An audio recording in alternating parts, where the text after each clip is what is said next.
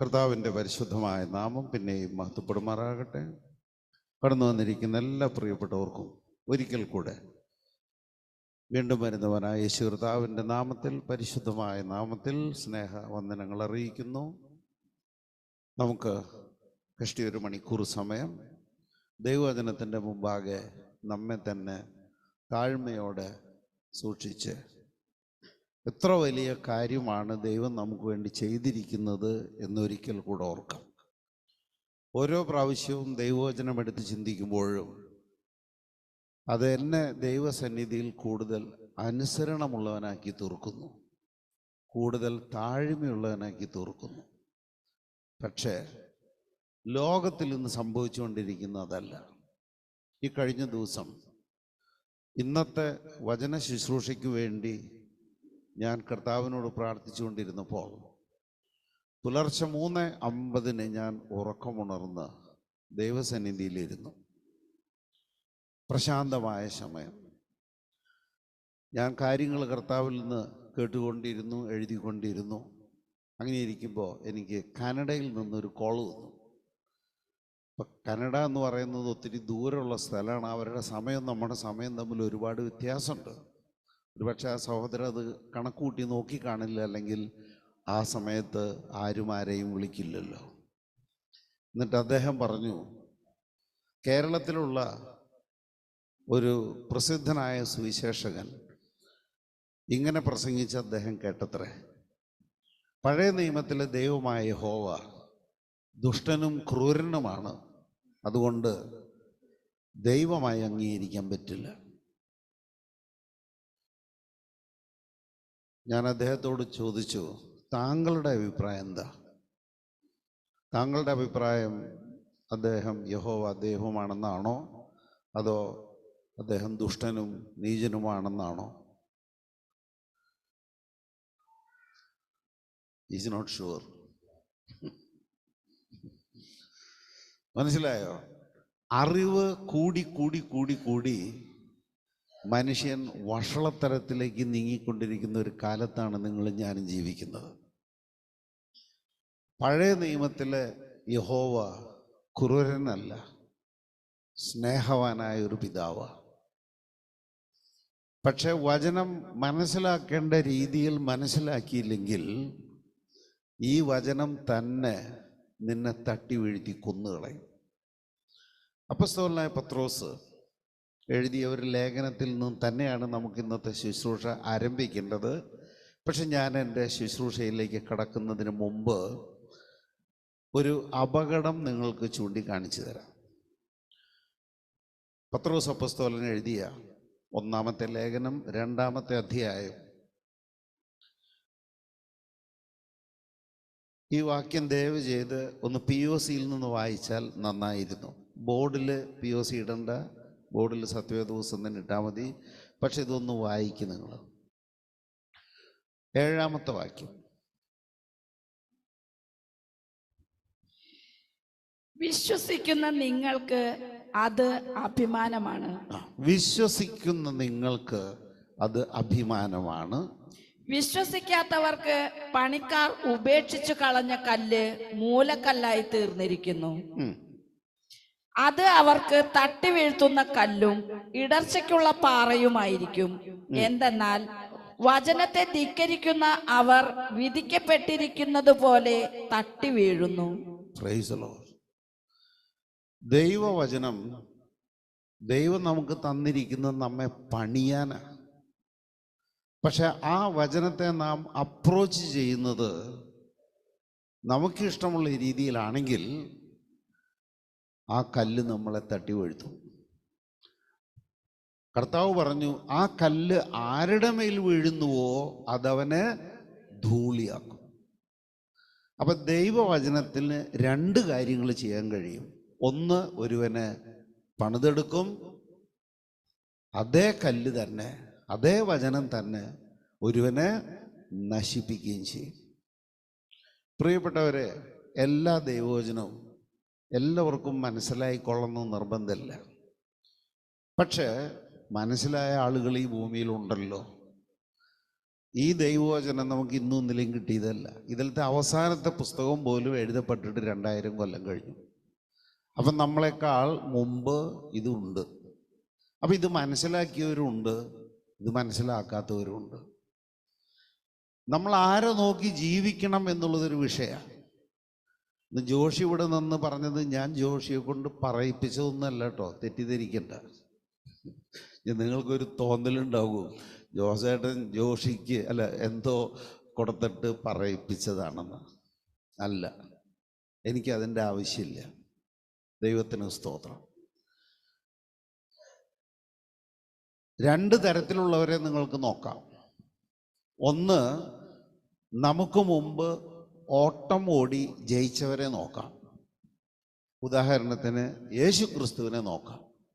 നിങ്ങൾ വീഴില്ല. യേശു ക്രിസ്തുവിനെ നോക്കി ഓട്ടം തികച്ച അപ്പസ്തോലന്മാരെ നോക്കാം, നിങ്ങൾ വീഴില്ല. ഇന്നും ആ പാരമ്പര്യത്തിൽ നിന്നുകൊണ്ട് നിലനിൽക്കുന്നവരെ നോക്കി ഓടാം, നിങ്ങൾ വീഴില്ല. പക്ഷേ പണത്തോടുള്ള ആർത്തിയും പെണ്ണുങ്ങളോടുള്ള ആർത്തിയും കൊണ്ട് ഒരുപാട് ജീവിത സുഖങ്ങളും പണവും നേടി ആത്മീകമായി അധപ്പതിച്ച് കിടക്കുന്നവരെ നോക്കിയും നിങ്ങൾക്ക് ജീവിക്കാം. അപ്പം നിങ്ങൾ എവിടെത്തും? നിങ്ങൾ വീണിരിക്കും. അപ്പം ആരെയാണ് നിങ്ങൾ ഫോളോ ചെയ്യുന്നത്? അത് ഇമ്പോർട്ടൻ്റാണ്.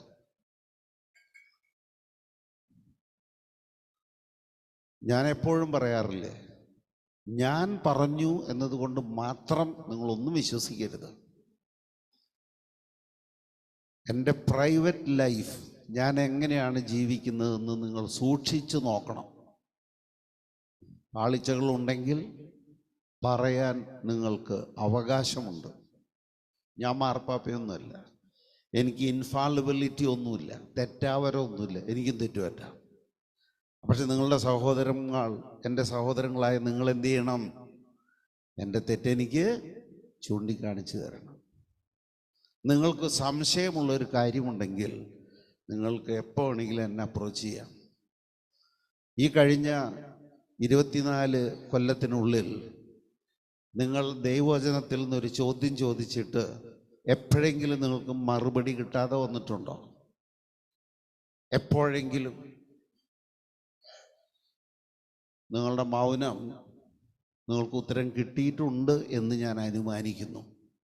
അതെൻ്റെ കഴിവല്ല, എന്നെ നിർത്തുന്നവൻ്റെ കഴിവാണ്.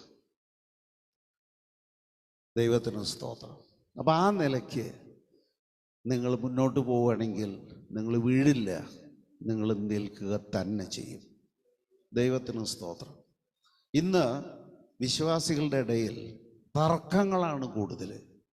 വിശ്വാസം കുറവാണ്, അനുസരണം കുറവാണ്, തർക്കം, എല്ലാറ്റിനും തർക്കം. തർക്കിച്ചതുകൊണ്ട് ഒരു പ്രയോജനവുമില്ല. പൗലോസ് അപ്പോസ്തലൻ തൻ്റെ ശിഷ്യനായ തിമോത്തിയോട് പറഞ്ഞത്, ഇത്തരം വാക്തർക്കങ്ങളിൽ നിങ്ങൾ ചെന്നുപെടരുത്. കാരണം ഇത്തരം തർക്കങ്ങൾ മനുഷ്യനെ തമ്മിൽ അകറ്റുകയേ ഉള്ളൂ. യേശു ക്രിസ്തു 2 കൈയും വിരിച്ചു നിൽക്കുന്നത് ആരെയും അകറ്റാനല്ല, എല്ലാവരെയും ഉൾക്കൊള്ളാനാണ്. ആ ഒരു മനോഭാവം നമുക്കുണ്ടാകട്ടെ. ദൈവം നമുക്ക് തന്നിരിക്കുന്ന വലിയ വലിയ നന്മ ഒന്ന് വായിച്ച് മനസ്സിലാക്കാം. അതേ നമ്മളെടുത്ത ലേഖനം 1 പത്രോസ് 2-ാം അധ്യായം അതിൻ്റെ 4-5 വാക്യങ്ങൾ. മനുഷ്യർ തള്ളിയതെങ്കിലും ദൈവസന്നിധിയിൽ ശ്രേഷ്ഠവും മാന്യവുമായ ജീവനുള്ള കല്ലായ അവന്റെ അടുക്കൽ വന്നിട്ട് നിങ്ങളും ജീവനുള്ള കല്ലുകൾ എന്ന പോലെ ആത്മീയ ഗൃഹമായി യേശുക്രിസ്തു മുഖാന്തരം ദൈവത്തിന് പ്രസാദമുള്ള ആത്മീയ യാഗം കഴിപ്പാൻ തക്ക വിശുദ്ധ പുരോഹിത വർഗമാകേണ്ടതിന് പണിയപ്പെടുന്നു. യേശു ക്രിസ്തു എന്ന ദൈവപുത്രനിലേക്ക് നാം വന്നതുകൊണ്ട് നാം ഒരു ആത്മീക ഗ്രഹമായി ദൈവത്തിന് യാഗം കഴിക്കാൻ യോഗ്യതയുള്ള പുരോഹിത ഗണമായി തീർന്നിരിക്കുന്നു. പ്രിയപ്പെട്ടവരെ, പഴയ നിയമകാലത്ത് പുരോഹിതന്മാരുണ്ടായിരുന്നു. അവര് ലേവി ഗോത്രത്തിൽ നിന്നുള്ളവർ ആണെന്നത് മാത്രമല്ല, അഹ്റോന്റെ സന്തതികൾക്ക് മാത്രമേ പുരോഹിത ശുശ്രൂഷ പറഞ്ഞിരുന്നുള്ളൂ. സ്ത്രീകൾക്ക് മോശ പണിയിച്ച കൂടാരത്തിൻ്റെ പ്രാകാരത്തിൽ പോലും പ്രവേശനം ഉണ്ടായിരുന്നില്ല. പക്ഷെ പുതിയ നിയമത്തിൽ യേശു ക്രിസ്തുവിൽ വിശ്വസിക്കുന്ന നാം എല്ലാവരും ആണെന്നോ പെണ്ണെന്നോ വ്യത്യാസമില്ലാതെ, ഏത് മതത്തിൽ ജീവിച്ച് വന്നിരുന്നവനാണോ എന്ന നോട്ടമില്ലാതെ, എത്രത്തോളം പാപാന്തകാരത്തിൽ കിടന്നിരുന്നവരാണോ എന്ന് നോക്കാതെ, ക്രിസ്തു യേശുവിൻ്റെ ശുദ്ധീകരണത്താൽ നമ്മളെല്ലാവരും ദൈവത്തിന് യാഗം കഴിക്കാൻ തക്ക വിധം പുരോഹിത ഗണമായി നമ്മെ ചേർത്തിരിക്കുക. ഇത് പഴയ നിയമകാലത്ത് ഒരാൾക്ക് സ്വപ്നം കാണാൻ പോലും പറ്റാത്ത പദവിയാണ്. അപ്പോസ്തലനായ പത്രോസ് ഇതിനെക്കുറിച്ച് പറഞ്ഞില്ലേ? യേശു ക്രിസ്തു തന്നെ മൂലക്കല്ലായിരിക്കെ അപ്പസ്തോലന്മാരും പ്രവാചകന്മാരുമാകുന്ന അടിത്തറമേൽ ജീവനുള്ള കല്ലുകളായി നാം ഓരോരുത്തരും ആ ദൈവിക ഭവനത്തിൻ്റെ പണിക്ക് ഉപയോഗിക്കപ്പെട്ടുകൊണ്ടിരിക്കുകയാണ്.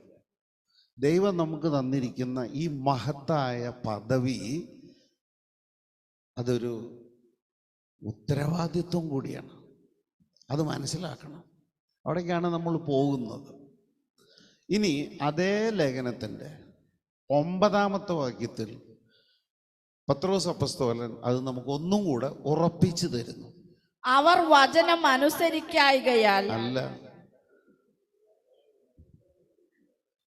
നിങ്ങളോ അന്ധകാരത്തിൽ നിന്ന് തന്റെ അത്ഭുത പ്രകാശത്തിലേക്ക് നിങ്ങളെ വിളിച്ചവന്റെ സദ്ഗുണങ്ങളെ ഘോഷിപ്പാൻ തക്കവണ്ണം തിരഞ്ഞെടുക്കപ്പെട്ട ഒരു ജാതിയും രാജകീയ പുരോഹിത വർഗവും വിശുദ്ധ വംശവും സ്വന്തം ജനവുമാകുന്നു. ഒരു കാലത്ത് നമ്മൾ ദൂരസ്ഥരായിരുന്നു, ദൈവത്തെ അറിയാത്തവരായിരുന്നു, പാപനിമിത്തം ദൈവത്തിൻ്റെ ശത്രുക്കളായിരുന്നു, നാശയോഗ്യർ എന്നായിരുന്നു നമ്മുടെ പേര്.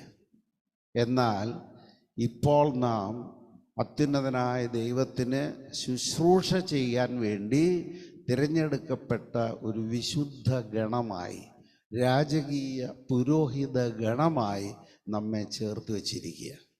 ദൈവത്തിന് സ്തോത്രം. ഈ പൗരോഹിത്യത്തെക്കുറിച്ച് നമ്മൾ പഠിപ്പിക്കുമ്പോൾ ഹെബ്രായ ലേഖനം അതിൻ്റെ 5-ാം അധ്യായം എടുത്താൽ അതിൻ്റെ 5ഉം 6ഉം വാക്യങ്ങൾ വായിച്ചാൽ നമ്മൾക്ക് പൗരോഹിത്യം ലഭിക്കുന്നത് യേശു ക്രിസ്തു മഹാപുരോഹിതനായിരിക്കുന്നത് കൊണ്ടാണ് എന്ന് കാണും. നാം ചുമ്മാ അങ്ങ് പുരോഹിത ഗണത്തിൽ അംഗമാവുകയല്ല. നമ്മെ വീണ്ടെടുത്ത് രക്ഷിച്ച, നമുക്ക് വേണ്ടി കുരിശിൽ പിടഞ്ഞു മരിച്ച, അവസാനത്തെ തുള്ളി രക്തം ഊറ്റിത്തന്ന കർത്താവിനെ ദൈവം പുരോഹിതനാക്കി, മഹാപുരോഹിതനാക്കി വച്ചിരിക്കുന്നു. ആ പൗരോഹിത്യത്തിൽ പങ്ക് തന്നുകൊണ്ടാണ് നമ്മെ പുരോഹിത ഗണത്തിൽ ചേർത്തിരിക്കുന്നത്. അവണ്ണം ക്രിസ്തുവും മഹാപുരോഹിതനാകുവാനുള്ള മഹത്വം സ്വതവേ എടുത്തിട്ടില്ല. നീ എന്റെ പുത്രൻ, ഇന്ന് ഞാൻ നിന്നെ ജനിപ്പിച്ചിരിക്കുന്നു എന്ന് അവനോട് അരുളി ചെയ്തവൻ അവന് കൊടുത്തതത്രേ.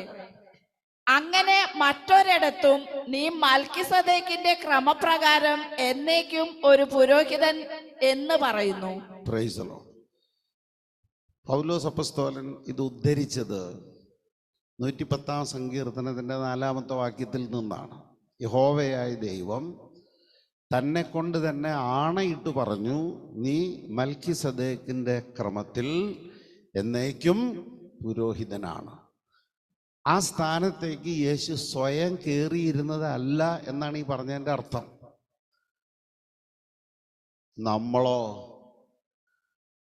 നമ്മൾ വല്ല യോഗ്യതയുണ്ടായിട്ട് കയറിയിരുന്നതാണോ? അല്ല. യേശു ക്രിസ്തു മൽക്കിസദേക്കിന്റെ ക്രമത്തിൽ ജീവിച്ചുകൊണ്ട് ദൈവത്തെ മഹത്വപ്പെടുത്തിയത് കൊണ്ടാണ് ആ സ്ഥാനത്തേക്ക് കയറിയിരുന്നത്. നമ്മളോ ദൈവത്തെ മഹത്വപ്പെടുത്തിയത് കൊണ്ടല്ല, ദൈവത്തെ മഹത്വപ്പെടുത്തുവാൻ ഇടവരേണ്ടതിനാണ് നമുക്ക് അഡ്വാൻസ് പേയ്മെൻ്റായിട്ട് അത് കിട്ടിയിരിക്കുന്നത്. അതുകൊണ്ട് മറന്നു പോകരുത്.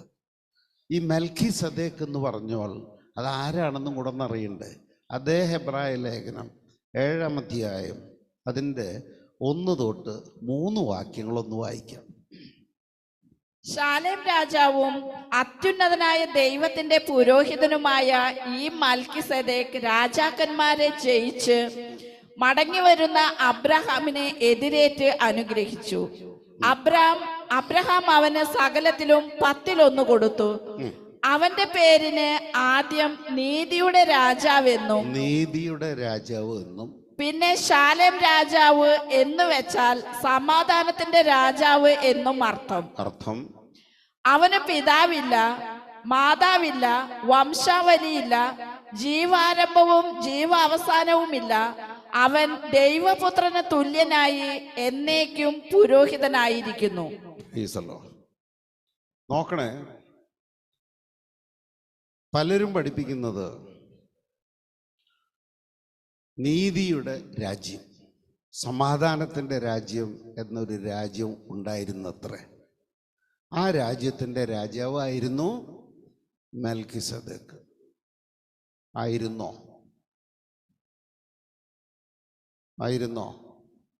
നീതിയുടെ രാജ്യം, സമാധാനത്തിൻ്റെ രാജ്യം എന്ന് പറയുന്നത് അത് പ്രഘോഷിക്കപ്പെട്ടത് തന്നെ സ്നാപക യോഹന്നാനിലൂടെയാണ്.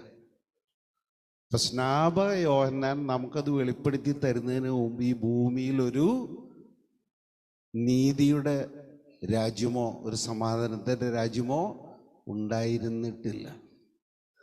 പക്ഷേ ഉൽപ്പത്തി പുസ്തകത്തിൽ തന്നെ പറയുന്നുണ്ട്, ഇവൻ അത്യുന്നതനായ ദൈവത്തിൻ്റെ പുരോഹിതനാണ് എന്ന്. പുരോഹിത ശുശ്രൂഷയെക്കുറിച്ച് ദൈവം ഇസ്രായേലിനെ പഠിപ്പിച്ചത് പുറപ്പാട് പുസ്തകം മുതലാണ്. ഉൽപ്പത്തി പുസ്തകത്തിൽ പലരും യാഗം കഴിച്ചിട്ടുണ്ട്. അത് പുരോഹിതന്മാരല്ല കഴിച്ചത്. അബ്രഹാം യാഗം കഴിച്ചിട്ടുണ്ട്, യാക്കോബ് യാഗം കഴിച്ചിട്ടുണ്ട്, അങ്ങനെ പല വിശുദ്ധന്മാരും യാഗം കഴിച്ചിട്ടുണ്ട്. പക്ഷെ പുരോഹിത ശുശ്രൂഷ ഇല്ല. അപ്പോൾ പിന്നെ ഈ ഉൽപ്പത്തി പുസ്തകത്തിൽ കാണുന്ന ഈ മെൽക്കിസദേക്ക് എങ്ങനെയാണ് പുരോഹിതനായത്? അത് അതിൻ്റെ മുമ്പ് നടന്ന കാര്യമാണ്. പക്ഷെ നമ്മൾ എബ്രായ ലേഖനത്തിൽ നിന്ന് വായിച്ച ആ കാര്യം വെച്ച് ഞാൻ നിങ്ങളോട് പറയുന്നു, മെൽക്കിസദേക്ക് ഒരു മനുഷ്യനെ ആയിരുന്നില്ല. കാരണം മെൽക്കിസദേക്കിന് അപ്പനില്ല, മെൽക്കിസദേക്കിന് അമ്മയില്ല, മെൽക്കിസദേക്കിന് വംശപരമ്പരയില്ല, മെൽക്കിസദേക്കിന് ജീവ ആരംഭമില്ല, മെൽക്കിസദേക്കിന് ജീവ ആരംഭവും അവസാനവുമില്ല. അപ്പോൾ പിന്നെ അവനെങ്ങനെ ഒരു മനുഷ്യനാകുക? എന്നിട്ട് പറയണ് അവൻ ദൈവപുത്രന് തുല്യനാണെന്ന്.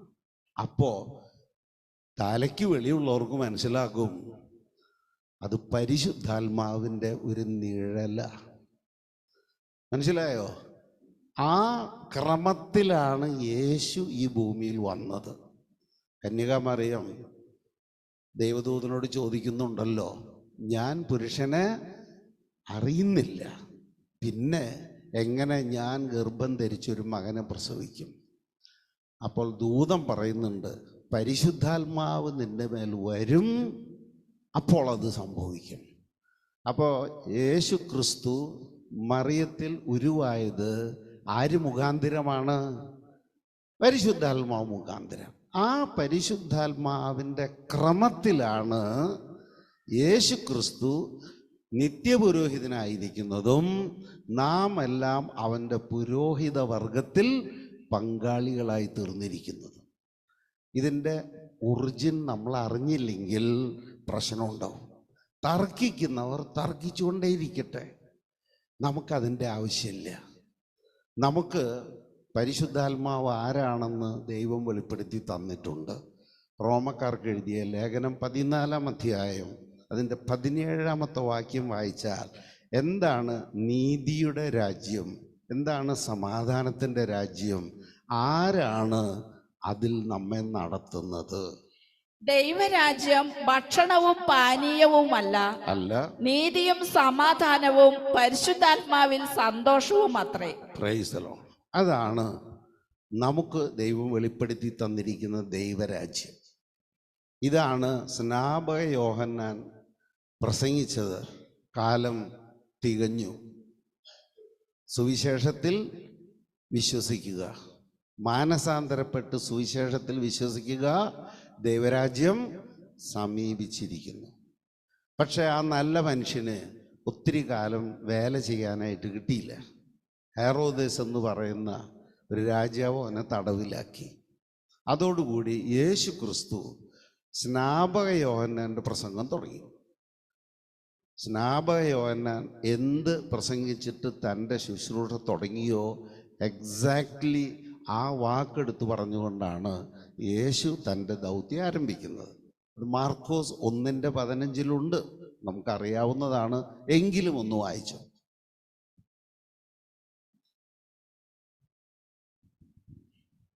കാലം തികഞ്ഞു, ദൈവരാജ്യം സമീപിച്ചിരിക്കുന്നു, മാനസാന്തരപ്പെട്ട് സുവിശേഷത്തിൽ വിശ്വസിപ്പിൻ എന്ന് പറഞ്ഞു. Price the Lord. അപ്പം നിങ്ങളും ഞാനും മാനസാന്തരപ്പെട്ട് സുവിശേഷത്തിൽ വിശ്വസിച്ച് യേശു ക്രിസ്തുവിനെ നമ്മുടെ ജീവിതത്തിൻ്റെ നാഥനും കർത്താവുമായി കൈക്കൊണ്ടപ്പോൾ നാം എവിടേക്ക് പ്രവേശിച്ചു?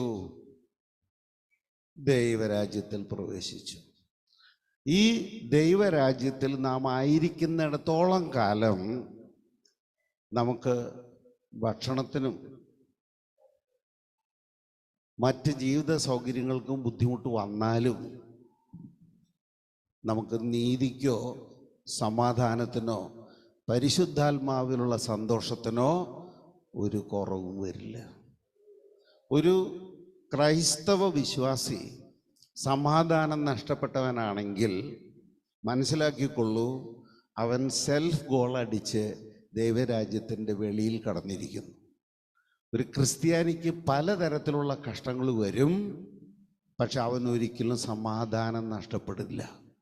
കാരണം അവന് കിട്ടിയിരിക്കുന്ന സമാധാനം ലോകം കൊടുക്കുന്നത് പോലുള്ള സമാധാനമല്ല, അത് കർത്താവിൻ്റെ സമാധാനമാണ്.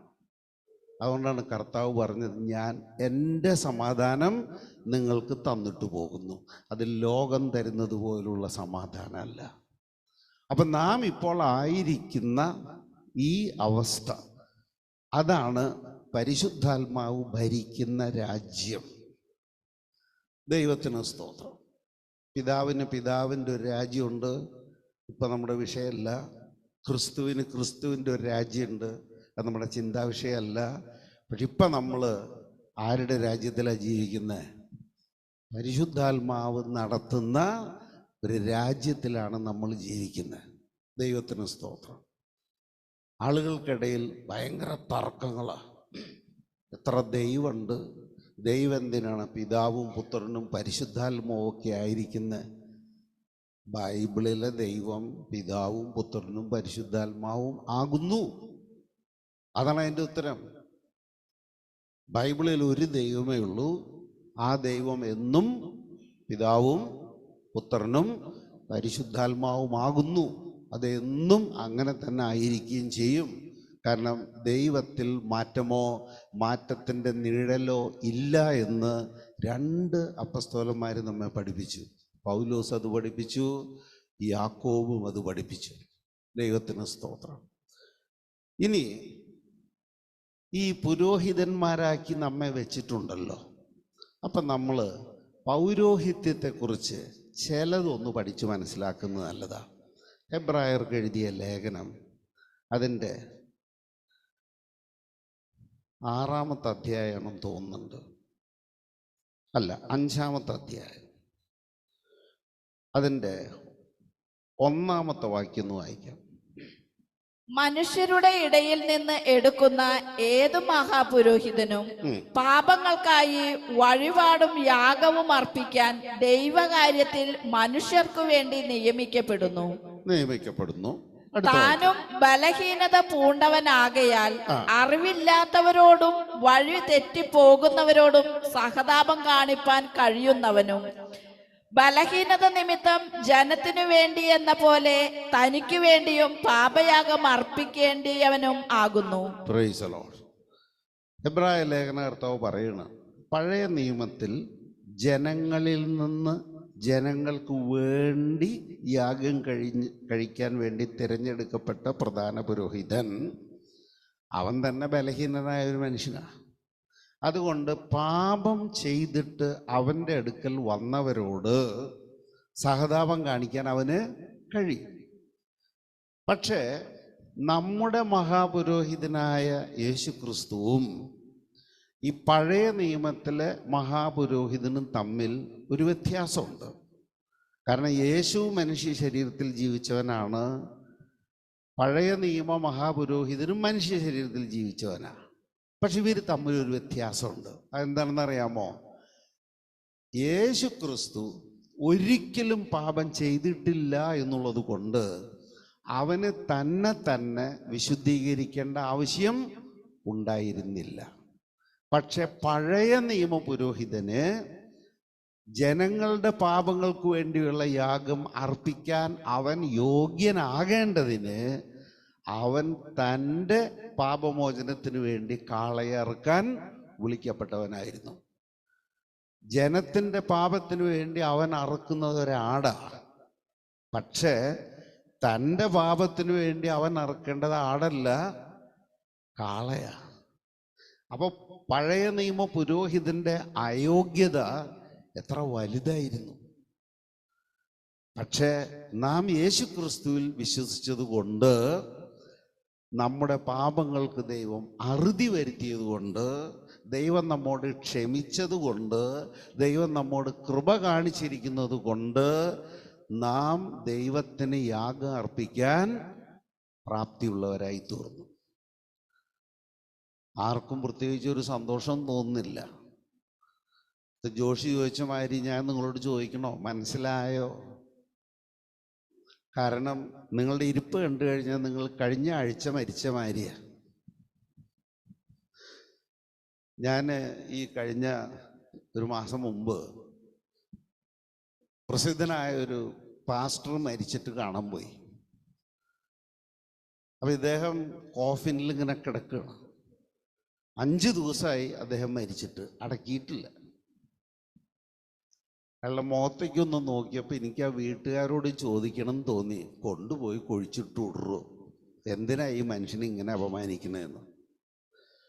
നിങ്ങളൊക്കെ ഇരിക്കുന്ന ഇരിപ്പ് കണ്ടു കഴിഞ്ഞാൽ എനിക്ക് തോന്നുന്നത് നിങ്ങളൊക്കെ കഴിഞ്ഞ ആഴ്ച ചത്തവരാ. ഫ്രീസറിൽ ഇരുന്ന് ഇങ്ങനെ മുരടിച്ചു പോയി. ഈ കേൾക്കുന്ന കാര്യങ്ങൾ കേൾക്കുമ്പോൾ നിങ്ങളുടെ ഉള്ളിൽ വാസ്തവത്തിൽ ജീവൻ ഉണ്ടായിരുന്നുവെങ്കിൽ നിങ്ങളിൽ നിന്ന് എന്തെങ്കിലും ഒരു ശബ്ദം പുറത്തേക്ക് വരുമായിരുന്നു. എന്തായിരുന്നാലും ഒരാൾക്ക് ജീവനുള്ളത് കൊണ്ട് ഞാൻ ദൈവത്തെ സ്തുതിക്കുന്നു. ചില പ്രാസംഗികന്മാർ എപ്പോഴും ജനത്തോട് ഇങ്ങനെ ഹല്ലേലൂയ സ്തോത്രം പറയാൻ പ്രേരിപ്പിക്കും. കാരണം അവർക്ക് ഊർജം കിട്ടണമെങ്കിൽ എന്ത് വേണം? ഇതിങ്ങനെ കേട്ടുകൊണ്ടിരിക്കണം. എനിക്ക് അങ്ങനെ ഒരു ഗതികേടില്ല.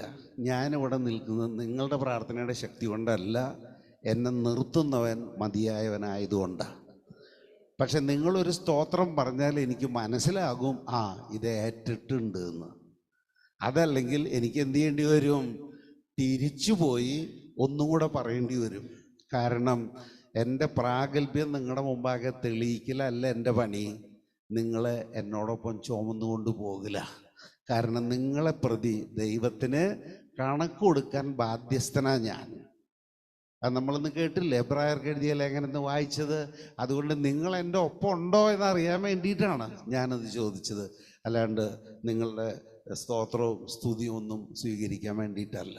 ദൈവത്തിന് സ്തോത്രം. അപ്പോൾ പഴയ നിയമ പുരോഹിതൻ എന്തൊക്കെയാണ് ചെയ്യുന്നത്, അതിൽ നിന്ന് ചില ഗുണപാഠങ്ങൾ നമുക്ക് കിട്ടും. അത് കഴിഞ്ഞുപോയ യാഗമാണ്, അത് നമുക്ക് അർപ്പിക്കേണ്ട യാഗമല്ല. പക്ഷെ ആ പുരോഹിതൻ ചെയ്തുകൊണ്ടിരുന്ന കാര്യങ്ങളിൽ നിന്ന് നമുക്ക് ചിലത് പഠിക്കാനുണ്ട്. ലേവ്യ പുസ്തകം 16-ാം അധ്യായം എടുക്കാം. നമ്മൾ അതിൽ നിന്ന് ദൃഷ്ടാന്തങ്ങൾ എടുത്ത് പഠിക്കണം. അപ്പോസ്തലനായ പൗലോസ് കൊറിന്തിലെ സഭയ്ക്ക് ലേഖനം എഴുതിയപ്പോൾ അവരോട് പറഞ്ഞു, ഇതെല്ലാം അവർക്ക് ഒരു ദൃഷ്ടാന്തമായിട്ട് ഭവിച്ചു. ലോകാവസാനം വന്നെത്തിയിരിക്കുന്ന നമുക്കോ ബുദ്ധി ഉപദേശത്തിനായി അത് എഴുതപ്പെട്ടിരിക്കുന്നു. ലേവ്യ പുസ്തകം 16-ാം അധ്യായം അതിൻ്റെ 6-ാമത്തെ വാക്യം ഒന്ന് വായിക്കാം.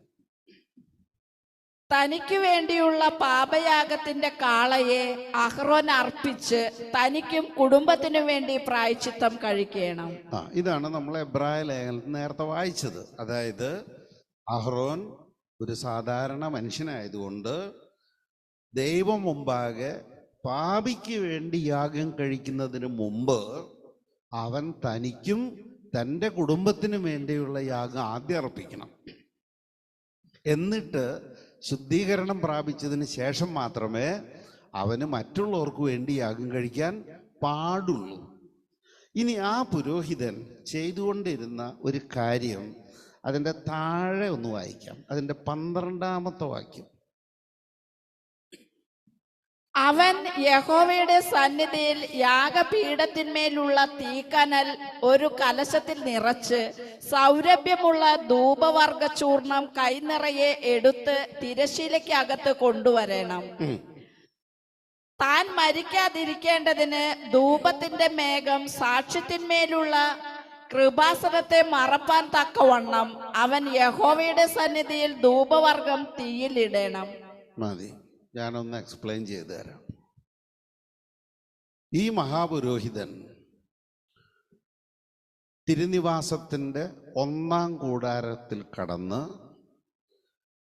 2-ാം കൂടാരത്തിൽ കടന്ന് അവിടെ ഇരിക്കുന്ന സാക്ഷ്യപേടകത്തിൻ്റെ മൂടിയായ കൃപാസനത്തിന്മേൽ ഈ രക്തം ഒഴിക്കും.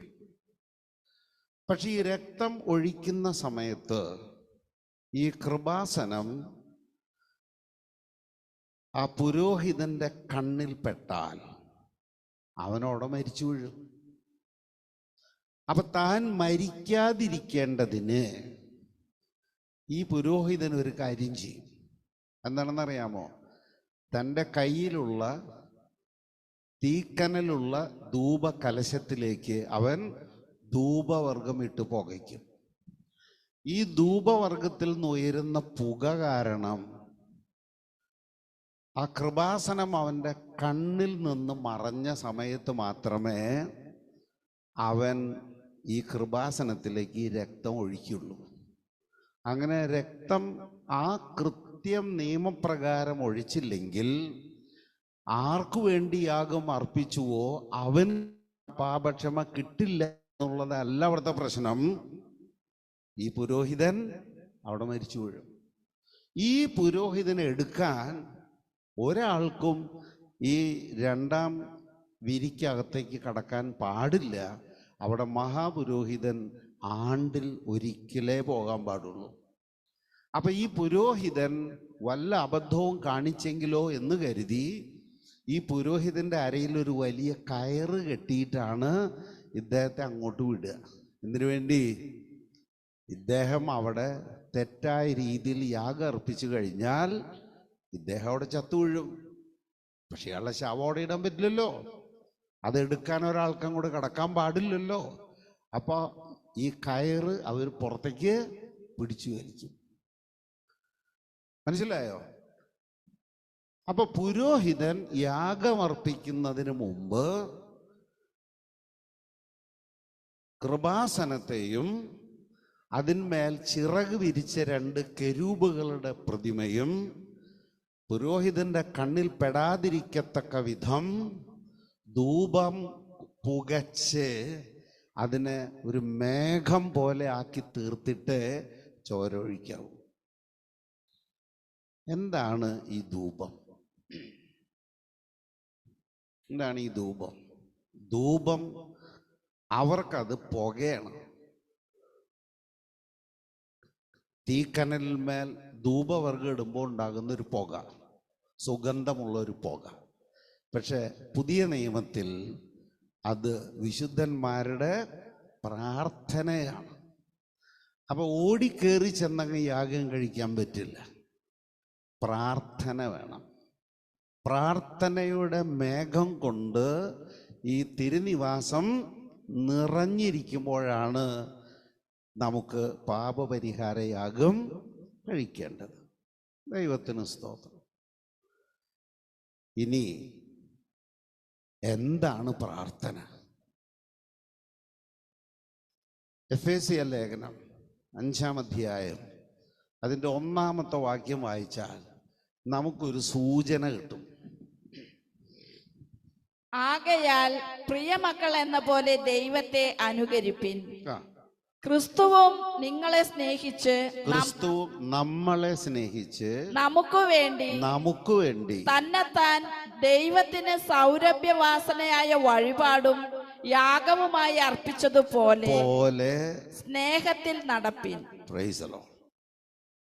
അപ്പൊ കർത്താവായ യേശു ക്രിസ്തു നമുക്ക് വേണ്ടി, അതായത് നാം ദൈവത്തിന് സ്വീകാര്യരാകാൻ വേണ്ടി, നമ്മുടെ പാപം ദൈവം ക്ഷമിച്ച് തന്ന് നമ്മളെ മക്കൾ ആക്കി തീർക്കുന്നതിന് വേണ്ടി സൗരഭ്യവാസനയായ ഒരു യാഗമായി തീർന്നത്രേ. എന്താണ് ഇത് പൗലോസ് നമ്മളോട് പറയുമ്പോൾ പൗലോസിൻ്റെ മനസ്സിലുള്ളത്? വളരെ സിമ്പിളാണ്. 2-ാമത്തെ കൊറിന്ത്യ ലേഖനം അതിൽ നിന്നൊരു വാക്യം വായിച്ചിട്ട് നമുക്ക് ആ രംഗം ഒന്ന് റീക്രിയേറ്റ് ചെയ്തെടുക്കണം. അങ്ങനെ ഒരു അന്തരീക്ഷം ഉണ്ടെങ്കിലേ നമുക്കിത് മനസ്സിലാകുള്ളൂ. 2 കൊറിന്ത്യർ 5-ാം അധ്യായം അതിൻ്റെ 21-ാമത്തെ വാക്യം. പാപം അറിയാത്തവനെ നാം അവനിൽ ദൈവത്തിന്റെ നീതിയാകേണ്ടതിന് അവൻ നമുക്ക് വേണ്ടി പാപം ആക്കി. അതായത് യേശു ക്രിസ്തു ക്രൂശിൽ കിടക്കുക, 3 ആണികളാൽ തറയ്ക്കപ്പെട്ട് യേശു കുരിശിൽ കിടക്കുന്നു. പിതാവായ ദൈവം സ്വർഗത്തിൽ നിന്ന് നോക്കുമ്പോൾ കുരിശിൽ കിടക്കുന്നത് പരിശുദ്ധനായ തൻ്റെ ഏകജാതനല്ല, മനുഷ്യവർഗം ഒന്നടങ്കം ചെയ്ത പാപം കറുകറുത്ത രീതിയിൽ ഒരു മനുഷ്യരൂപം പൂണ്ട് കിടക്കുക. ഭക്തകവിയായ കബീർദാസ് ചോദിച്ചിട്ടുണ്ട്, എന്തിനാണ് ഏറ്റവും കൂടുതൽ ഭാരമുള്ളത്? എന്തിനാണ് ഏറ്റവും കറുത്ത നിറമുള്ളത്? കബീർദാസ് ഉത്തരം പറഞ്ഞത്, പാപ് ഭൂമി സെ ഭാരി, പാപ് കാജൽ സെ കാലാ. അപ്പൊ മനുഷ്യവർഗത്തിൻ്റെ പാപം ഘനമേറിയത് മാത്രമല്ല, അത് ഏറ്റവും കറുത്ത ഒന്നാണ്. അപ്പൊ തൻ്റെ പുത്രനായ ക്രിസ്തുവാണ് കുരിശിൽ കിടക്കുന്നതെങ്കിലും പിതാവ് നോക്കുമ്പോൾ കാണുന്നത് ഒരു മനുഷ്യരൂപം പാപം നിറഞ്ഞു കിടക്കുക. അതാണ് അവിടെ പറഞ്ഞത്, നാം എല്ലാവരും ദൈവത്തിന് നീതിയായി തീരേണ്ടതിന് പാപം അറിയാത്തവനെ ദൈവം പാപം ആക്കി. ഈ പാപത്തെ കണ്ടിട്ട് പിതാവായ ദൈവം പുത്രനിൽ നിന്ന് മുഖം തിരിച്ചു. ഇതാണ് യേശു ക്രിസ്തു ഈ ഭൂമിയിലായിരുന്നപ്പോൾ സഹിച്ച ഏറ്റവും വലിയ വേദന. അല്ലാതെ കുരിശിൽ തറയ്ക്കപ്പെട്ടതോ മുൾമുടി ധരിക്കപ്പെട്ടതോ ചാട്ടവാറടി കൊണ്ടതോ ഒന്നുമല്ല. തൻ്റെ പ്രിയ പിതാവ് താൻ ഒരു തെറ്റും ആ ദൈവത്തോട് ഒരിക്കലും ചെയ്യാതിരുന്നിട്ടും തൻ്റെ ദൃഷ്ടി പുത്രനിൽ നിന്നും മറച്ചു. അപ്പോഴാണ് യേശു ക്രിസ്തു, ദൈവമേ ദൈവമേ നീ എന്തുകൊണ്ട് എന്നെ കൈവിട്ടു എന്ന് പറഞ്ഞ് കുരിശിൽ കിടന്ന് നിലവിളിച്ചത്. പക്ഷെ ആ നിലവിളിക്ക് ശേഷം കണ്ണടച്ച് തൻ്റെ പുത്രനെ നോക്കാൻ മനസ്സില്ലാതിരിക്കുന്ന പിതാവിൻ്റെ മുഖത്തേക്ക് ഒരു സൗരഭ്യവാസന അടിച്ചു കയറി. എന്താണ് ആ സൗരഭ്യവാസന എന്നറിയാമോ?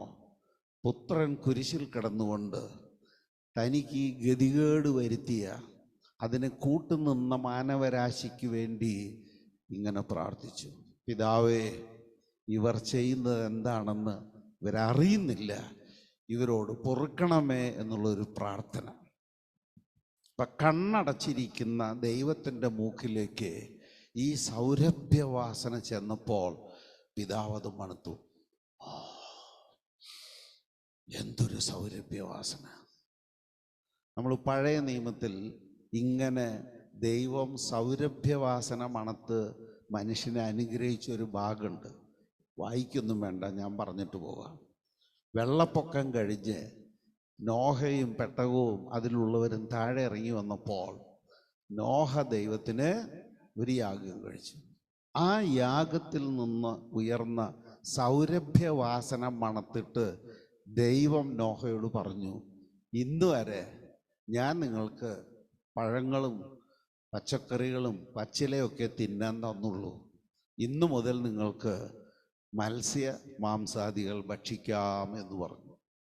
അത് ഉൽപ്പത്തി പുസ്തകത്തിലുണ്ട്, വായിച്ചു നോക്കിയാൽ മതി. അപ്പം ദൈവത്തെ പ്രസാദിപ്പിക്കുന്ന ഒരു പണി നാം ഈ ഭൂമിയിൽ ചെയ്താൽ അതിന് തത്തുല്യമായ ഒരു ഭൗതിക നന്മ നമുക്ക് എപ്പോഴും കിട്ടും. ഇതാണ് ജോഷി ഇന്ന് കാലത്ത് പറഞ്ഞതിൻ്റെ ഒരു ചുരുക്കം. എന്തുകൊണ്ടാണ് നമ്മുടെ ജീവിതത്തിൽ ഇത്രയും കഷ്ടങ്ങൾ, ഇത്രയും ബുദ്ധിമുട്ടുകൾ? ഇതൊക്കെ ദൈവം നമുക്ക് തരുന്നതാണോ അതോ നമ്മൾ ചോദിച്ചു വാങ്ങുന്നതോ? ദൈവത്തെ പ്രസാദിപ്പിക്കാൻ, ദൈവത്തിൻ്റെ ഇഷ്ടം ചെയ്യാൻ വേണ്ടി വിളിക്കപ്പെട്ടവരും നിയമിക്കപ്പെട്ടവരുമാണ് നിങ്ങളും ഞാനും. നമ്മൾ പ്രാർത്ഥിക്കുമ്പോൾ എന്തിനെങ്കിലും വേണ്ടി പ്രാർത്ഥിച്ചാൽ പോരാ. പ്രാർത്ഥിക്കുന്നതിന് മുമ്പ് നമുക്ക് ആരോടെങ്കിലും വെറുപ്പോ വിദ്വേഷമോ പ്രതികാര ചിന്തയോ ഉണ്ടോ എന്ന് ഓർക്കണം. എന്നിട്ട് അത് നീക്കി കളഞ്ഞിട്ട് വേണം പ്രാർത്ഥിക്കാൻ. യാഗം സ്വീകരിക്കപ്പെടുന്ന എപ്പോഴാ ഇത് സ്വീകരിക്കപ്പെടുക? പുരോഹിതൻ അർപ്പിച്ച യാഗം യഹോവ സ്വീകരിക്കുന്നത് എപ്പോഴാ? ധൂപവർഗം ഉയർത്തിയ പുക കൊണ്ട് ആ തിരുനിവാസം മുഴുവനും നിറഞ്ഞ് ദൈവം പ്രസാദിക്കുന്ന സമയത്ത്. എന്ന് വെച്ചാൽ നാം നമ്മുടെ ശത്രുക്കൾക്ക് വേണ്ടി അനുഗ്രഹിക്കപ്പെടാൻ വേണ്ടി പ്രാർത്ഥിക്കുമ്പോൾ നാം ദൈവത്തിൻ്റെ തിരുനിവാസം വിശുദ്ധ ധൂപം കൊണ്ട് നിറയ്ക്കുക. അപ്പം നമ്മളുടെ യാചന എന്തായാലും ദൈവം അത് സ്വീകരിക്കും. ദൈവത്തിന് സ്തോത്രം. ഇതായി പറഞ്ഞു തരുന്നത്.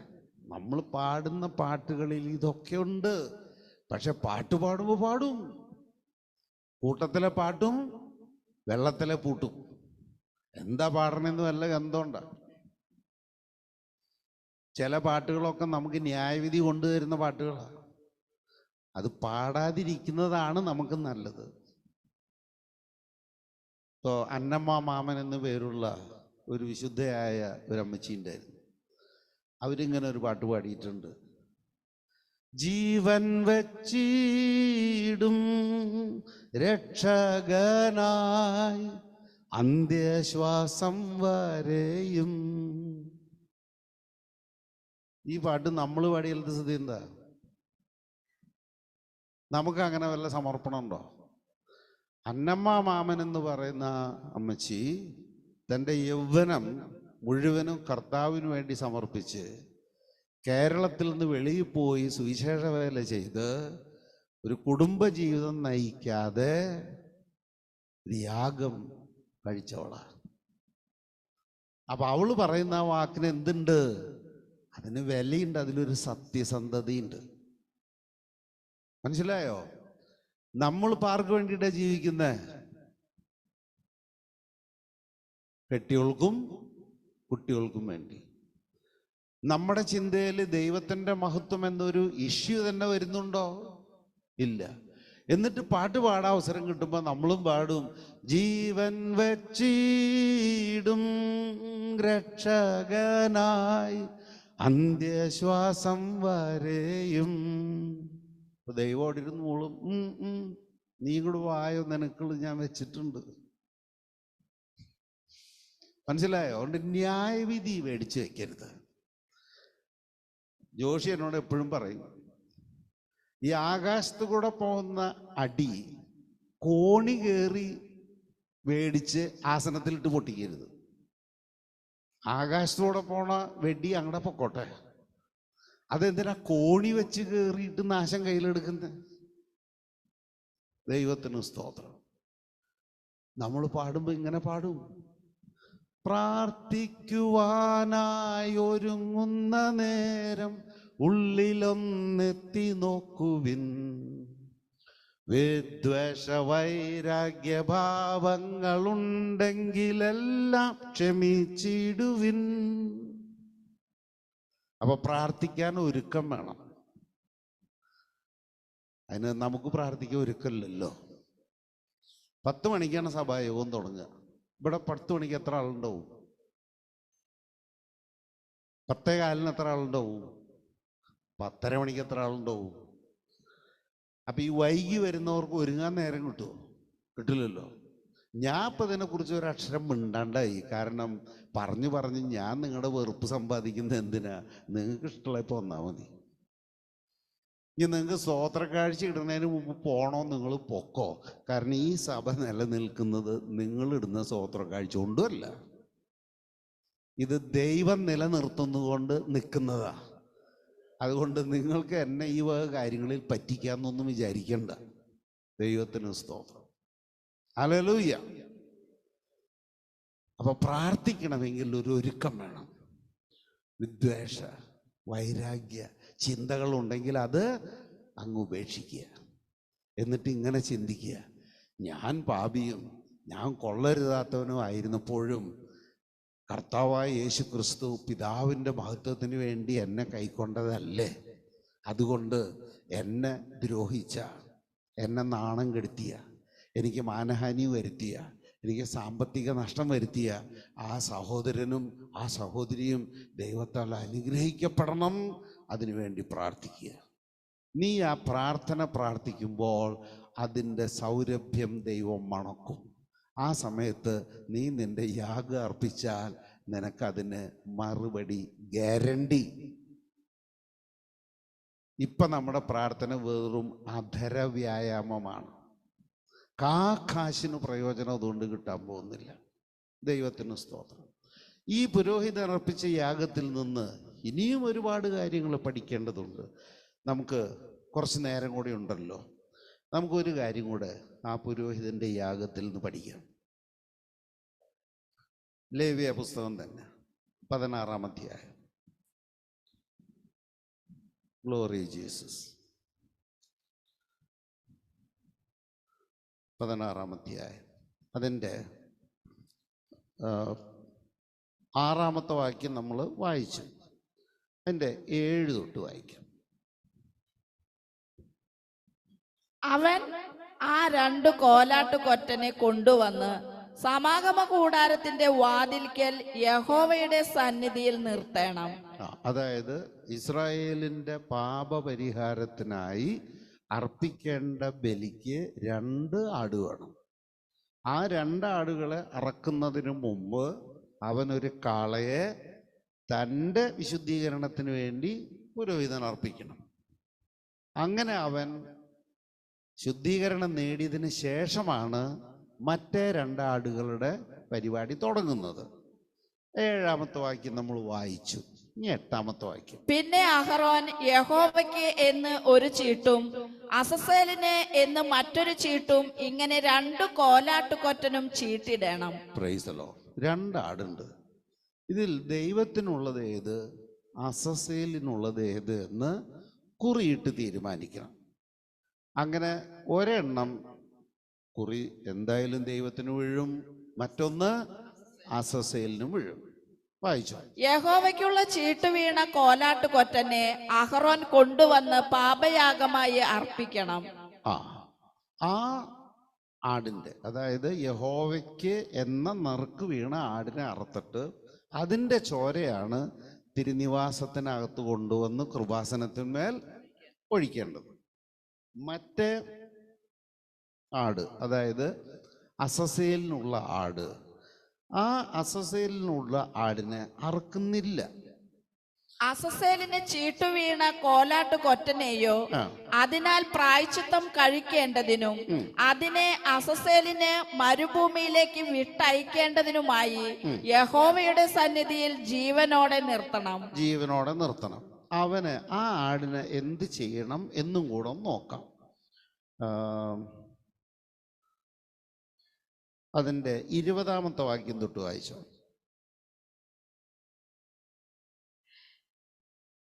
അവൻ വിശുദ്ധ മന്ദിരത്തിനും സമാഗമ കൂടാരത്തിനും യാഗപീഠത്തിനും ഇങ്ങനെ പ്രായശ്ചിത്തം കഴിച്ചു തീർന്ന ശേഷം ജീവനോടിരിക്കുന്ന കോലാട്ടുകൊറ്റനെ കൊണ്ടുവരണം. അതായത് അസസേലിനുള്ള ആടിനെ കൊണ്ടുവരണം. ജീവനോടിരിക്കുന്ന കോലാട്ടുകൊറ്റന്റെ തലയിൽ അഹ്റോൻ കൈ രണ്ടും വെച്ച് ഇസ്രായേൽ മക്കളുടെ എല്ലാ കുറ്റങ്ങളും സകല പാപങ്ങളുമായ ലംഘനങ്ങളൊക്കെയും ഏറ്റുപറഞ്ഞ് കോലാട്ടുകൊറ്റന്റെ തലയിൽ ചുമത്തി നിയമിക്കപ്പെട്ട ഒരാളുടെ കൈവശം അതിനെ മരുഭൂമിയിലേക്ക് അയക്കണം. Price the Lord. അസസേലിന് എന്ന് നറുക്കു വീണ ആടിനെ കൊണ്ടുവന്നിട്ട് ഇസ്രായേൽ ജനം ഒന്നടങ്കം ചെയ്ത പാപങ്ങൾ ഈ ആടിൻ്റെ മേൽ ആരോപിക്കണം. എന്ന് വെച്ചാൽ ഇസ്രായേൽ ജനം ഈ കണ്ട പാപങ്ങൾ മുഴുവൻ ചെയ്യാൻ ആരാണ് കാരണക്കാരൻ? ഈ ആടാണ്. ആണോ അല്ലയോ എന്നുള്ളത് വേറെ കാര്യം. പക്ഷേ ഈ പാപം മുഴുവൻ ആരുടെ മേൽ ചുമത്തണം? ഈ ആടിൻ്റെ മേൽ ചുമത്തണം.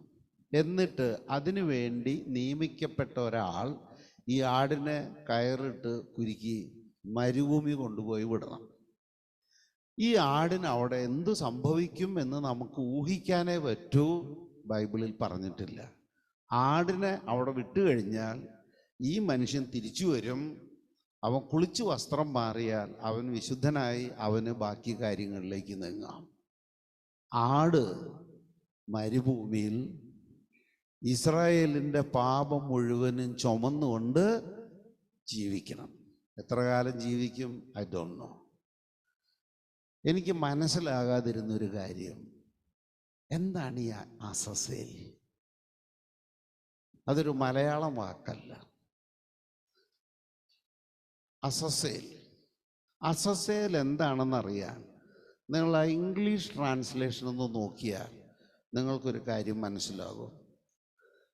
അതിൻ്റെ 16-ാം അധ്യായത്തിൻ്റെ 8-ാമത്തെ വാക്യം നോക്കി.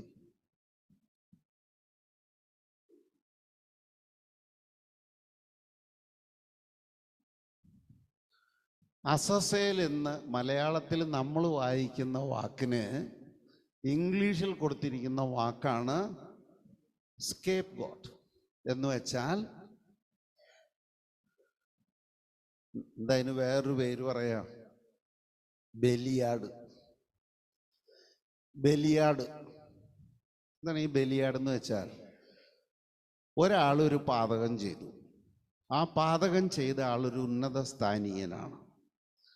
പക്ഷെ ഉന്നത സ്ഥാനീയൻ ഈ തെറ്റേറ്റെടുക്കാൻ തയ്യാറല്ല. അപ്പൊ ഈ കുറ്റം ആരുടെ മേൽ ചുമത്തും? ബലിയാടാകാൻ തയ്യാറുള്ള ഒരാളുടെ മേൽ ചുമത്തും. എന്നിട്ട് ആ ബലിയാടിനെ കൊല്ലും. അപ്പൊ ആരുടെ യഥാർത്ഥ പാപമാണോ മറയ്ക്കപ്പെടേണ്ടത്, ആ മനുഷ്യൻ രക്ഷപ്പെടും. ഇല്ലേ? മനസ്സിലാകുന്നുണ്ടോ? ഇപ്പൊ നമ്മുടെ നാട്ടിൽ സ്ഥിരം നടക്കുന്ന ഒരു കാര്യമാണ്. കേരളത്തില് പാവപ്പെട്ടവർക്ക് 1600 റുപ്യ പെൻഷൻ കൊടുക്കുന്നുണ്ട്. അല്ലേ? ഇപ്പൊ 4-5 മാസമായിട്ട് അത് കൊടുക്കുന്നില്ല. കാരണം കാശില്ല. അപ്പൊ ഈ കാശ് ഉണ്ടാക്കാൻ വേണ്ടിയിട്ടാണ് ഓരോ ലിറ്റർ പെട്രോളുമിലും ഓരോ ലിറ്റർ ഡീസലുമിലും 2 റുപ്യ ചുമത്തിയിട്ടുള്ളത്. അപ്പൊ കോടിക്കണക്കിന് റുപ്യ ആ വകയിലൂടെ വരുന്നുണ്ട്. പക്ഷെ ഈ പണം സർക്കാർ കൊള്ളയടിച്ച് തീർക്കും, ദൂർത്തടിക്കും. എന്നിട്ട് ജനത്തെ ബലിയാടാക്കും. ഇപ്പൊ ജനം ആരാണ്? ബലിയാട്. മറിയക്കുട്ടിയെ പോലുള്ളവർ ചട്ടിയെടുത്ത് തെണ്ടുന്നു. പിണറായിയോ 1.5 കോടിയുടെ കക്കൂസ് വണ്ടിയിൽ നാട് തണ്ടുന്നു. അപ്പൊ സ്കേപ്പ് ഗോട്ട് എന്ന വാക്കിന്റെ അർത്ഥം പിടികിട്ടിയോ? ബലിയാട് എന്നുള്ളതിന്റെ അർത്ഥം കിട്ടിയോ? യഥാർത്ഥത്തിൽ തെറ്റ് ചെയ്യുന്നവൻ രക്ഷപ്പെടുന്നു. യാതൊരു തെറ്റും ചെയ്യാത്ത ഒരാൾ അതിനുവേണ്ടി ശിക്ഷ അനുഭവിക്കുന്നു. ഇപ്പൊ നമ്മളൊക്കെ മനസ്സിലാക്കും, ഈ അറുക്കപ്പെട്ട ഒരാടുണ്ട്, അതാരുടെ നിഴല? അതാരുടെ നിഴല? അത് നമ്മുടെ പാപങ്ങൾക്ക് വേണ്ടി അറുക്കപ്പെട്ട ദൈവ കുഞ്ഞാടായ യേശുവിൻ്റെ നിഴല. ഈ സ്കേപ്പ് ഗോട്ടോ അസസേലോ അത് യേശു ക്രിസ്തുവിൻ്റെ തന്നെ നിഴല. മനസ്സിലായോ? യേശു ക്രിസ്തു ഈ ഭൂമിയിൽ ജീവിച്ചപ്പോൾ ഒരു തെറ്റും ആർക്കും ചെയ്തില്ല. പക്ഷേ അവൻ്റെ സ്വന്തം സഹോദരി സഹോദരന്മാർ അവനെ വെറുത്തു. അവൻ്റെ അമ്മ ഗർഭം ധരിക്കുന്നതിന് മുമ്പേ അറിഞ്ഞിരുന്നു അവൾ ഒരു മകനെ പ്രസവിക്കും, അത് പരിശുദ്ധാത്മാവിലാണ് സംഭവിക്കുന്നത് എന്ന് ലോകത്തിൽ ആരും അറിഞ്ഞില്ലെങ്കിൽ ആർക്കറിയാമായിരുന്നു? മറിയത്തിന് അറിയാമായിരുന്നു. പക്ഷെ ഈ മറിയം യേശുവിൻ്റെ കൂടെ ശുശ്രൂഷയിലുണ്ടായിരുന്നോ? ഇല്ല എന്ന് ഞാൻ നിങ്ങൾക്ക് കാണിച്ചു തരാം. ലൂക്കോസിൻ്റെ സുവിശേഷം 8-ാം അധ്യായം അതിൻ്റെ 1 തൊട്ട് ഒരു 3 വാക്യം വായിച്ചോ.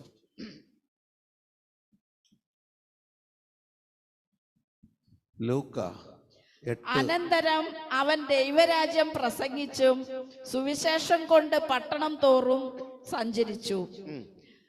അവനോടുകൂടെ 12 അവൻ ദുരാത്മാക്കളെ വ്യാധികളെയും നീക്കി സൗഖ്യം വരുത്തിയ ചില സ്ത്രീകളും 7 ഭൂതങ്ങൾ വിട്ടുപോയ മഗ്ദലക്കാരത്തി മറിയയും ഹേരോദാവിന്റെ കാര്യവിചാരകനായ കൂസായുടെ ഭാര്യ യോവന്നെയും ശൂസന്നെയും തങ്ങളുടെ വസ്തുവക കൊണ്ട് അവർക്ക് ശുശ്രൂഷ ചെയ്തു പോന്ന മറ്റു പല സ്ത്രീകളും ഉണ്ടായിരുന്നു. ഈ കൂട്ടത്തിൽ നിങ്ങൾ എവിടെയെങ്കിലും യേശുവിന്റെ അമ്മയായ മറിയത്തെ കണ്ടോ? ഇല്ല. ഇനി നിങ്ങൾ വായിക്കണ്ട. യോഹന്നാന്റെ സുവിശേഷം 7-ാം അധ്യായം 1ഉം 2ഉം വാക്യങ്ങൾ വായിച്ചിട്ടുണ്ടെങ്കിൽ നിങ്ങൾക്ക് മനസ്സിലാകും, യേശു ക്രിസ്തു ജീവിച്ചിരിക്കുന്നതിനേക്കാൾ അവൻ്റെ സഹോദരന്മാർക്ക് ഇഷ്ടം അവൻ്റെ മരണമായിരുന്നു. അവൻ ആദ്യം വാ തുറന്ന് തൻ്റെ സ്വന്തം നാട്ടായ സിനഗോഗിൽ ചെന്ന് പുരോഹിതൻ വായിക്കാൻ കൊടുത്ത യെശയ്യാ പ്രവചനം വായിച്ച് അത് വ്യാഖ്യാനിച്ചു കൊടുത്തപ്പോൾ ജനം പറഞ്ഞു, ഓ ഇതെത്ര ലാവണ്യ വാക്ക്. പക്ഷേ അവൻ അവരെയൊന്നും വിശ്വസിച്ചില്ല. അവനറിയാം ഇവരുടെ വാക്കുകൾ വെറും മുഖസ്തുതിയാണ്. അതുകൊണ്ട് കർത്താവ് അവരോട് പറഞ്ഞു, ഏലിയ പ്രവാചകന്റെ കാലത്ത് ഇസ്രായേലിൽ അനേകം വിധവകൾ ഉണ്ടായിരുന്നു. പക്ഷേ സരാഫാത്തിലെ ഒരു വിജാതീയ വിധവയുടെ അടുക്കിലേക്കല്ലാതെ തൻ്റെ പ്രവാചകനെ ദൈവം അയച്ചില്ല. ഇത് കേട്ടതോടുകൂടി ഇവരുടെ മുഖം ചുമക്കാൻ തുടങ്ങി. അപ്പൊ കർത്താവ് 2ാമത്തെ വെടി പൊട്ടിച്ചു. ഇസ്രായേലിൽ കുഷ്ഠരോഗികൾക്ക് ഒരു വഞ്ഞുണ്ടായിരുന്നില്ല. പക്ഷെ സിറിയക്കാരനായ നൈമാനല്ലാതെ ഒരുത്തൻ പോലും ഇസ്രായേലിൽ കുഷ്ഠരോഗത്തിൽ നിന്ന് രോഗം മോചിച്ചു കിട്ടിയിട്ടില്ല. അപ്പൊ അവർ പറഞ്ഞു, ഇനി ഇവനെ വെച്ചുകൊണ്ടിരിക്കാൻ പാടില്ല. അങ്ങനെ അവർ അവനെ തങ്ങളുടെ പട്ടണം നിൽക്കുന്ന മലയുടെ മുകളിലേക്ക് കൊണ്ടുപോയി. പട്ടണം കാണിച്ചു കൊടുക്കാനല്ല, താഴേക്ക് തള്ളിയിട്ട് കൊല്ലാൻ. അപ്പൊ യേശു ക്രിസ്തു എന്നും ഈ ഭൂമിയിൽ ജീവിച്ചത് ഒരു സ്കേപ്പ് ഗോട്ടായിട്ടാണ്, ഒരു അസസേലായിട്ടാണ്. നമ്മൾ ചെയ്ത എല്ലാ ദുരന്തങ്ങളും അവൻ്റെ മേൽ പതിച്ചു. തെറ്റായ രീതിയിൽ നാം ചിന്തിച്ചത് കൊണ്ട് അവൻ്റെ തലയിൽ മുൾമുടി തറയ്ക്കപ്പെട്ടു. അവൻ നിർദോഷനായി ജീവിച്ചിട്ടും അവൻ്റെ കൈകാലുകൾ തുളയ്ക്കപ്പെട്ടു. കാരണം നമ്മുടെ അകൃത്യങ്ങളാണ് അവൻ ചുമന്നത്. മനസ്സിലായോ പ്രിയപ്പെട്ടവരെ? ഈ നല്ല കർത്താവ് നമുക്ക് വേണ്ടി എന്തൊക്കെ ചെയ്തിട്ടുണ്ട് എന്ന് മനസ്സിലാക്കാതെ നമ്മൾ വെറുതെ കർത്താവേ കർത്താവേ എന്ന് വിളിച്ചിട്ട് യാതൊരു കാര്യമില്ല. നമ്മൾ കർത്താവേ എന്ന് വിളിക്കുന്ന കാര്യത്തിൽ വളരെ മുമ്പിലാണ്. കാരണം നമുക്ക് പ്രാർത്ഥിക്കാൻ ഒരു വാക്ക് കിട്ടുന്നില്ലെങ്കിൽ നമ്മളെ ഇടയിൽ ഫിറ്റ് ചെയ്യുന്ന സാധനം എന്താണ്? കർത്താവ്. കർത്താവിനെ നമ്മൾ എത്ര പ്രാവശ്യം ഗർഭിണിയാക്കിയിട്ടുണ്ടെന്നറിയാമോ? എത്ര പ്രാവശ്യം നമ്മൾ ജയിലിൽ അടച്ചിട്ടുണ്ടെന്നറിയാമോ? കാരണം ഗർഭിണികൾക്ക് വേണ്ടി പ്രാർത്ഥിക്കാൻ വേണ്ടി തുടങ്ങി. ഗർഭിണികളായ സ്ത്രീകളെ അല്ലെങ്കിൽ സഹോദരിമാരെ സഹായിക്കണമേ എന്ന് പറയാൻ നമുക്ക് ഒരു ഒറ്റ വാചകത്തിലാണ്ട് കിട്ടില്ല. അപ്പം നമ്മൾ പറയും ഗർഭിണികളായ കർത്താവേ. ഗർഭിണികളായ കർത്താവോ? തടവ് പുള്ളികൾക്ക് വേണ്ടി പ്രാർത്ഥിക്കണം നമ്മുടെ മനസ്സിൽ വരും, നല്ല കാര്യമാണ്. പക്ഷെ തടവ് പുള്ളികളായ എന്ന് പറഞ്ഞു കഴിഞ്ഞിട്ടാണ് അടുത്ത വാക്കിന് വേണ്ടി തപ്പുക. അപ്പം കിട്ടിയിട്ടില്ല. അപ്പം ഇടയിൽ എന്ത് ഫിറ്റ് ചെയ്യും? കർത്താവ്. അപ്പം കർത്താവ് ആരായി? തടവ് പുള്ളികളായ കർത്താവ്. ഇങ്ങനെ നമ്മൾ ഇറച്ചി വെട്ടുകാരനായ കർത്താവ്, ഗർഭിണിയായ കർത്താവ്, പിന്നെ ഈ നാട്ടിലുള്ള എല്ലാവിധ കരിഞ്ചന്ത നടത്തുന്ന കർത്താവ്, ചരസും കഞ്ചാവും വിൽക്കുന്ന കർത്താവ്, ഇതൊക്കെ കർത്താവിനെ അറിയാം. അതുകൊണ്ടാണ് കർത്താവ് പറഞ്ഞ് എന്നെ കർത്താവേ കർത്താവേ എന്ന് വിളിക്കുന്ന ഏവനും അല്ല, എൻ്റെ സ്വർഗസ്ഥനായ പിതാവിൻ്റെ ഇഷ്ടം ചെയ്യുന്നവനാണ് സ്വർഗത്തിൽ കിടക്കുക. പ്രിയപ്പെട്ടവരെ, നമുക്ക് ഈ ലോകത്തിൽ ജീവിക്കുമ്പോൾ ഒരുപാട് അറിവിൻ്റെ ആവശ്യമൊന്നുമില്ല. പക്ഷെ ഒരു കാര്യം നമ്മൾ അറിഞ്ഞിരിക്കണം, നമ്മളാരായിരുന്നു, ഇപ്പം നമ്മൾ എന്താണ്, അതിൻ്റെ കാരണക്കാരൻ ആരാണ് ആ മാറ്റത്തിനുള്ള വില കൊടുത്തത്, അത് മനസ്സിലാക്കിയിട്ട് നമ്മൾ കർത്താവെന്ന് വിളിച്ചാൽ കർത്താവ് വിളിക്കും. എന്തോ എന്നെ വിളിച്ചുവല്ലോ ജോസേ, നീ എന്നെ വിളിച്ചുവല്ലോ, എന്താ വേണ്ടേ? എനിക്ക് ഇന്നൊരാവശ്യമുണ്ട്, അതിനെന്താ, ഇതെടുത്തോ. നിന്റെ എല്ലാ പ്രാർത്ഥനയ്ക്കും ദൈവം മറുപടി തരും. എങ്ങനെയാണെങ്കിൽ നീ ദൈവത്തിന് അനുരൂപമായി ജീവിക്കുന്നവനാണെങ്കിൽ. ആ യേശു ക്രിസ്തു സൗരഭ്യവാസനയായി എന്ന് പറഞ്ഞല്ലോ, നമ്മൾ കേട്ടല്ലോ. എഫേസ്യ ലേഖനം 5:1 വായിച്ചത്. ആ വാക്യം ഒന്നും കൂടി വായിച്ച് അവിടെ നമുക്കുള്ള ഒരു ഉപദേശം കിടക്കുന്നുണ്ട്. എഫേസ്യർ 5:1. ആകയാൽ പ്രിയ മക്കൾ എന്ന പോലെ ദൈവത്തെ അനുകരിപ്പിൻ. Price the Lord. ഇവിടെ ദൈവത്തെ അനുകരിപ്പിൻ എന്ന് പറയുമ്പോൾ നമുക്ക് പിതാവായ ദൈവത്തെ അനുകരിക്കാൻ പറ്റില്ല. നമുക്ക് അനുകരിക്കാൻ പറ്റുന്ന ദൈവം ആരാണ്? യേശു ക്രിസ്തുവാണ്. കാരണം പിന്നെ പറയുന്നതൊക്കെ യേശു ക്രിസ്തുവാണ്. അപ്പൊ ചിലർക്കൊരു സംശയം, യേശു ക്രിസ്തുവിന് ദൈവമാണോ? ഇനി തർക്കം. ആ കന്നഡക്കാരനുമായിട്ട് 1.5 മണിക്കൂർ ഞാൻ സംസാരിച്ചു. മനസ്സിലായോ? അങ്ങേർക്ക് ആരാ ദൈവം എന്നറിയില്ല. അവസാനം ഞാൻ ഞങ്ങളോട് പറഞ്ഞു, എൻ്റെ പൊന്നു ചേട്ടാ, നിങ്ങൾ എൻ്റെ അടുത്ത് ഈ കുസ്തി പിടിക്കുന്നതിൻ്റെ പകുതി സമയം നിങ്ങൾ പരിശുദ്ധാത്മാവിനോട് ചോദിച്ചാൽ പരിശുദ്ധാത്മാവ് നിങ്ങൾക്ക് പറഞ്ഞു തരില്ലേ? വാസ്തവത്തിൽ യാദൃച്ഛികമായിട്ടാണ് ഒരു വചനം വായിക്കേണ്ടി വന്നത്. യോഹന്നാന്റെ സുവിശേഷം 14-ാമത്തെ അധ്യായം തികച്ചും യാദൃച്ഛികമായിരുന്നു. 26-ാമത്തെ വാക്യം.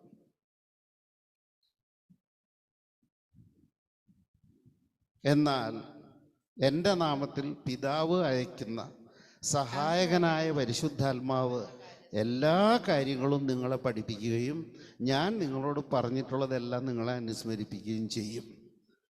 അപ്പം ഈ ഒരൊറ്റ വാചകത്തിൽ തന്നെ നമുക്ക് പിതാവിനെയും കാണാം, പുത്രനെയും കാണാം, പരിശുദ്ധാത്മാവിനെയും കാണാം. കണ്ടില്ലേ? എന്നാൽ എൻ്റെ നാമത്തിൽ എന്ന് വെച്ചാൽ കർത്താവിൻ്റെ യേശുവിൻ്റെ നാമത്തിൽ പിതാവ് അയക്കുന്ന സഹായകൻ. അപ്പോൾ പുത്രനെ കണ്ടു, പിതാവിനെ കണ്ടു, പരിശുദ്ധാത്മാവിനെ കണ്ടു. ഞാൻ അദ്ദേഹത്തോട് പറഞ്ഞു, നിങ്ങൾ എന്നെ എടുത്ത് തർക്കിച്ചിട്ട് യാതൊരു കാര്യമില്ല. ഞാൻ എന്ത് പറഞ്ഞാലും നിങ്ങൾക്ക് വിശ്വാസം വരില്ല. അപ്പം നിങ്ങൾ എന്ത് ചെയ്യണം?